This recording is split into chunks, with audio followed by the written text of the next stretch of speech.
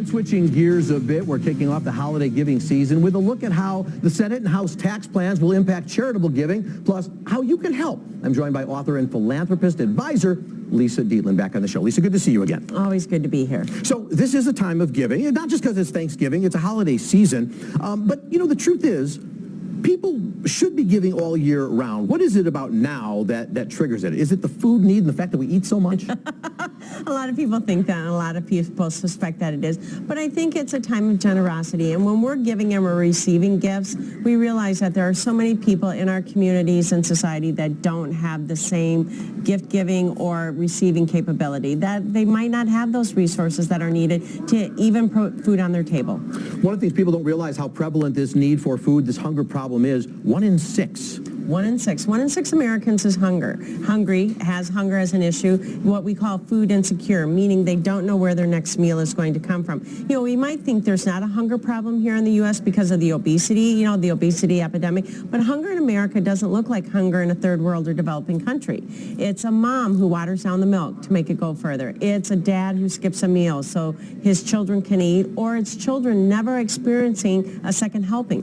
One of the ways we help people, of course, is by giving money. We give it to our churches, we give it to our synagogues, we give it to organizations, but it's only one way to do it. What are other ways people can help out during this holiday season to help those in need? Well, you know what I always say, volunteer, give your time. That's one of our most precious commodities is our time. And during this holiday season, there are so many ways that you can volunteer and engage your family members and friends. Of course, tomorrow's Thanksgiving, and you can look at, going to a soup kitchen or a food pantry agency. A lot of houses of worship serve meals. You can do that. You can also get involved with a civic organization or a social club that might put together a food basket or a gift drive. A lot of houses of worship will have ornament tags on a tree for what the children need that are perhaps not as well off as other people in the parish or the congregation. And by the way, if I wanted to, we're a little late on this one, because if I wanted to give some food for Thanksgiving, your suggestion is today is not the time to have done that. If you're in the grocery store picking up a turkey and saying, I'm going to get a second turkey for that family that needs it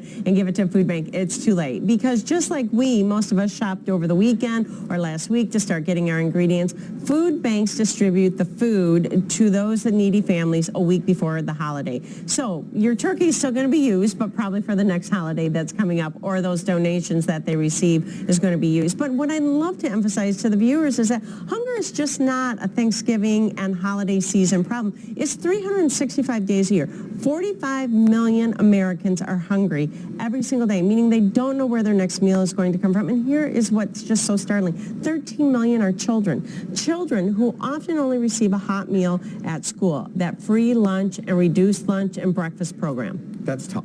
Yes. Now, there are these certain times, like I said, you're right, this is all year round, but Thanksgiving is a time we concentrate on it. Next Tuesday is actually another time people are conscious of it. I don't know if people realize there's something called Giving Tuesday, but yes. I tell you what, I'm getting all of these emails from, it's not just about food organizations, I'm getting theaters, just all sorts of groups who went, think about us. What is the Giving Tuesday thing? Tuesday started about 6 years ago. It's a grassroots movement, social movement effort, and it was an idea to compete with Black Friday, Small Business Saturday, and Cyber Monday. Now, why don't we have a day dedicated to giving? I mean, we have a day shopping when some of our worst behaviors come out. Why not have a day when some of our best behaviors can come out? And it has grown exponentially. Last year, giving was up on Giving Tuesday, 44%. $168 million was given away on that day, collected by universities and colleges and animal organizations and food organizations and arts and culture, and more get involved every single year. So important. I led into you by talking about changes, the possible changes in the tax code that could be coming up. When it comes to charitable deductions, it looks like that's something the Trump administration and Congress not messing with. We'll still get to deduct?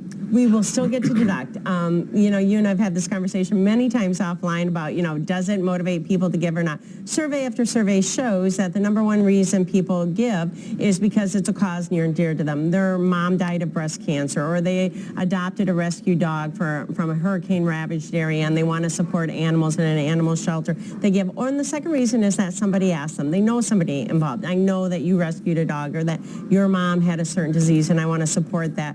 The number of people actually cite that charitable deduction is very, very low.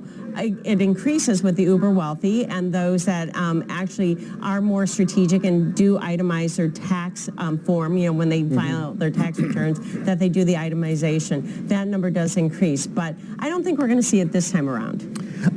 If they were to, and they think of that, mortgage deductions, there's those things that seem to be third rails that you just kind of stay away from. On the charitable giving, and again, we have talked about this, I kind of wonder whether if they took that deduction away, they're not right now, They're not this time. but if they took it away, people might give to causes near and dear, but would they give as much? I mean, I guess, can we underplay the value of the tax deduction in terms of what it saves people? Well, I've been on the record saying that I don't think that's what motivates people to give, that tax deduction. I don't think that that's what motivates somebody when they see something happening in their local community, or like what we just went through with this hurricane season, whether it was Harvey, Irma, Maria, or the earthquakes in Mexico. What I think more affects our giving is the fatigue. It's one disaster after another need, after another impact of something being hit or happening somewhere.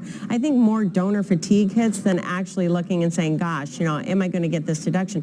The largest recipient of charitable donations is houses of worship. And most of us, when we're in that house of worship, are not thinking, if I put this $20 in the collection plate, I'm going to be able to deduct that off my taxes. By the way, if people are going to give, and we should give, it's very important to me to give every year. I give a lot. But the issue is people should check out the charities. I have been surprised, to be honest with you, of some charities I was giving to, and I looked at charitynavigator.com only to find out, oh my God, very little of my money is going to actually help anything. Yes, and you do have to, I always say, do your research. We're smart shoppers. Why aren't we smart donors? We've made it easy. There's three that I always recommend, Charity Navigator, GuideStar, and the Better Business Bureau has a Wise Giving Alliance that actually vets nonprofit organizations.